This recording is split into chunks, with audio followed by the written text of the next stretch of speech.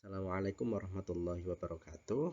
Melanjutkan materi ngaji TOEFL kita, teman-teman semuanya, yaitu mengkaji bukunya Deborah Phillips, buku Complete Course for TOEFL Test. Sekarang kita menginjak skill keempat. Ya, kemarin kita belajar skill 1, 2, 3. Itu kita fokus ke bagian subjek. Nah, mulai skill 4 dan 5 ini kita fokusnya ke bagian verb. Nah, di skill 4 ini kita diingatkan untuk be careful of present participles. Jadi kita harus hati-hati dengan present participles. Pak, kenapa kita perlu hati-hati dan apa itu present participles? Present participle adalah bentuk verb ing, ya, dari bentuk ing dari kata kerja pertama. Misalkan study, maka bentuk verb ingnya adalah studying. Misalkan went itu kan verb 2 dari go, ya, maka yang kita verb ingkan adalah verb satunya, yaitu menjadi going. Nah, present participle verb ing itu nanti bisa menjadi verb, bisa menjadi adjektif. Nah, dia bisa berfungsi menjadi verb itu ketika didahului oleh to be. Jadi, verb ing ini bisa menjadi verb hanya jika didahului oleh to be. Kalau dia tidak didahului oleh to be, maka dia menjadi adjektif. Contohnya yang menjadi verb adalah the man is talking to his friend. Jadi the man di sini menjadi subjek, is talking menjadi verb, ya, sehingga ini sudah menjadi kalimat yang lengkap. Sedangkan yang kedua di sini adalah verb ing yang menjadi adjektif. Contohnya adalah the man talking to his friends is the tour guide. Nah, di sini ada talking verb ing, ya, tapi jangan terkecoh, verb ing di sini tidak bisa menjadi verb karena dia tidak didahului oleh to be. Maka kita harus cari verbnya di belakang, yaitu di sini. Oke, jadi awalnya adalah the man is the tour guide. The man yang mana? The man talking to his friends. Laki-laki yang berbicara dengan kawan-kawannya adalah tour guide-nya. Oke, jadi to be itu adalah salah satu dari auxiliary, kata kerja bantu.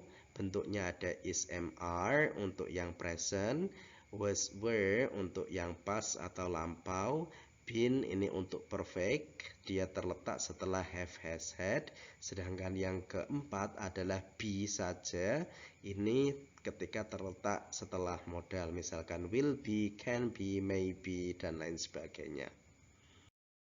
Ini adalah bentuk rinci dari penggunaan modal. Mungkin beberapa dari teman-teman sudah familiar, namun di sini saya akan mengulas singkat. He, she, it untuk di present pasangannya adalah is, he is, she is, it is. Sedangkan untuk I adalah am, I am, you, we, they pakainya adalah are. Sedangkan untuk yang past lampau, he was, she was, it was, I was. Jadi 4 ini pakainya was semua. Sedangkan you, we, they pakainya adalah were. Untuk yang perfect nanti pakainya adalah been, ya. Semuanya pakainya adalah been.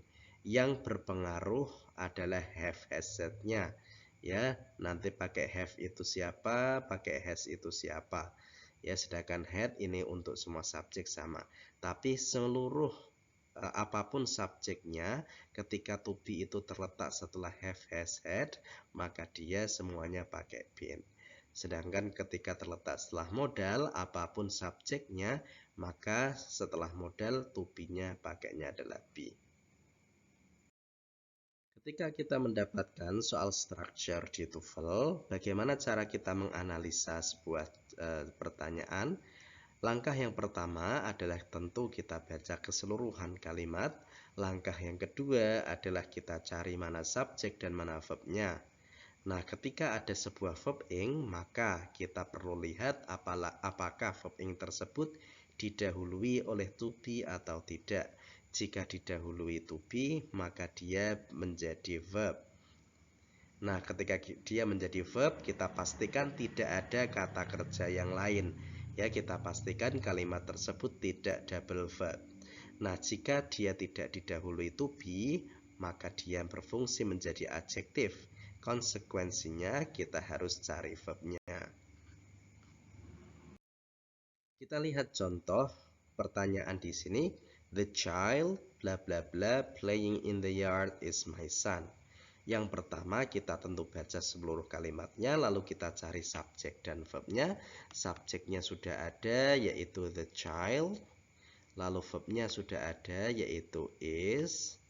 Oke, sudah ada verb, berarti yang di sini tidak perlu kita jadikan verb. Ini kita jadikan sebagai adjektif saja. Lalu ketika kita jadikan dia adjektif, berarti tidak boleh dia didahului oleh to be, ya. Maka kalau didahului to be, nanti dia jadi verb, akan jadi double verb.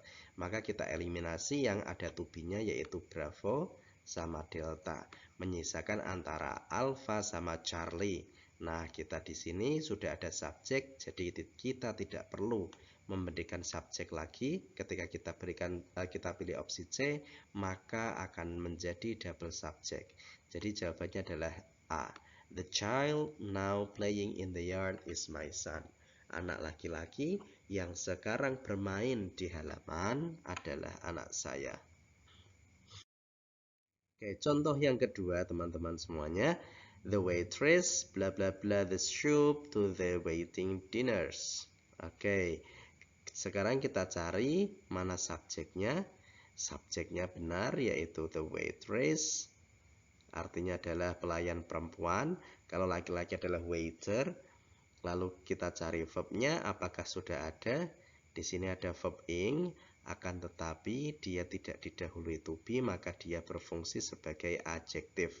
Berarti kita perlu di sini adalah verb. Maka kita cari mana yang bisa menjadi verb. Yang opsi C ini tidak bisa karena verb ing saja tidak ada to be-nya. Lalu yang ini is brought. Oke, is brought ini berarti brought ini verb 3 yaitu pasif. Oke, menyisakan 3 ya.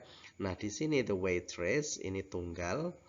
Maka opsi A ini kita eliminasi karena to be-nya pakai are, sedangkan subjeknya tunggal. Kita menyisakan Bravo dan Delta. Nah, the waitress ini adalah subjek. Secara hakikat dia merupakan pelaku dari pekerjaan membawa, maka dia pakainya adalah yang aktif, is bringing, bukan is brought. Kalau is brought itu artinya dia dibawa, ya, padahal si waitress ini dia yang membawa. So the answer is Bravo. Oke, kita lanjut ke soal berikutnya. The sun shining bright bla bla bla a rainbow of colors in the sky. Oke, di sini kita cari subjeknya yaitu the sun. Lalu kita cari verbnya. Apakah shining bisa menjadi verb? Tidak bisa karena dia tidak didahului oleh to be. Ya, maka kita perlu cari verbnya. A rainbow of colors in the sky ini tidak bisa menjadi verb karena ada nya, berarti ini adalah kata benda. Colors di sini juga menjadi object of preposition, berarti ini juga kata benda. In the sky ini juga merupakan kata benda, ada the-nya, ada in-nya. Oke, berarti kita perlu yang bisa menjadi verb. Oke, antara A ini creates bisa berpotensi, are creating juga berpotensi, now creating tidak bisa karena di sini ada verb ing tapi tidak didahului oleh to be, maka ini salah. Lalu having created ini juga verb ing tidak didahului oleh to be, maka tidak bisa jadi verb. Antara A dan Bravo. Oke, subjeknya adalah the sun tunggal, sedangkan di sini Bravo pakai are, maka dia tidak sesuai. So the answer is A. The sun shining bright creates a rainbow of colors in the sky. Jadi matahari yang sangat bersinar terang menciptakan sebuah rainbow atau pelangi yang warna-warni di langit. Oke, kita lanjutkan ke soal berikutnya, soal keempat. Kita baca kalimat secara keseluruhan. The ship bla bla bla to Mexico is leaving tonight. Oke, di sini kita cari mana subjeknya yaitu the ship. Lalu kita cari verbnya, sudah ada yaitu leaving. Maka kita tidak perlu memilih pilihan yang menjadikan dia double verb. Oke, di sini berarti kita perlu adjektif saja. Kalau yang A dia akan menjadi verb dengan adanya to be plus verb ing, maka ini kita eliminasi. Yang kedua juga menjadi verb, has sailed ya, karena ada has dan verb 3. Sails ini juga menjadi verb ya, dan yang tidak berpotensi atau tidak membuat dia menjadi double verb adalah yang delta, sailing. Kita lanjut soal kelima, yaitu the letters. Bla bla bla, immediate answers are on the desk. Oke, di sini sudah ada subjeknya yaitu the letters. Oke, verbnya sudah ada yaitu are. Sekarang kita lihat ya ada rumpang di sini. Maka kita tidak perlu pilih yang menjadikan dia double verb. Needed immediate answer di sini akan bisa menjadi verb. Kalau yang needing berarti ini tidak menjadi verb ya, karena dia hanya verb ing saja, tidak ada to be-nya. Yang ini menjadi verb karena ada to be plus verb ing, ini juga menjadi verb. Oke, maka jawabannya adalah yang bravo. Okay, thank you everyone for watching. Should you still have any questions, please feel free to drop your question in the comment sections below. Okay, and please do not forget to do the exercise on the next video. Okay, thank you very much. I hope that you enjoyed today's lesson. Assalamualaikum warahmatullahi wabarakatuh.